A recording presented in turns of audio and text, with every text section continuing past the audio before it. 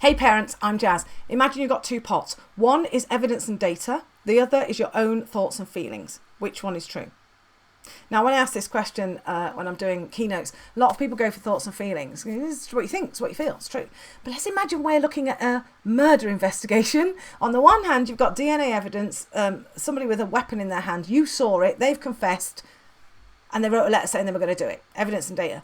On the other hand, you've got Maureen from accounting who says, but have you spoke to Bob? Because I've always thought he was a bit dodgy. Which one do you think is going to get us a conviction? Now, when it comes to parenting, we are often ruled by our own thoughts and feelings. Oh, I'm not good enough. Oh, you go on Facebook and you compare these American mommy bloggers who've got 8 kids. They all home educate, make all their clothes with their bare hands and cook every meal they have. And their husband's in the forces. And you're just like, you're sitting there with your dressing gown on, an egg yolk spilled down the side while your kids go feral in the background thinking, yeah, I'm not good enough. That whole thing around kind of judging yourself and comparing yourself to others, I don't know how useful it is.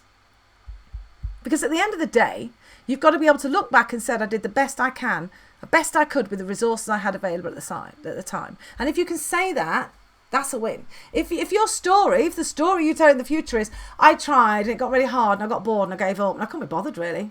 It's not going to make a Disney movie, is it? So the best you can with the resources you got at the time.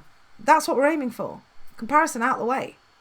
These two pots, thoughts and feelings, evidence and data, these two pots, your brain is a liar, okay? You will constantly criticize yourself. You will constantly say you're not good enough. You will constantly say you're getting it wrong. Or in my book, you will tell your daughter, listen, kid, I'm making this up as I go along, right? Let's all get our heads down and hopefully by the time we get to the third one, they'll have a decent parenting experience.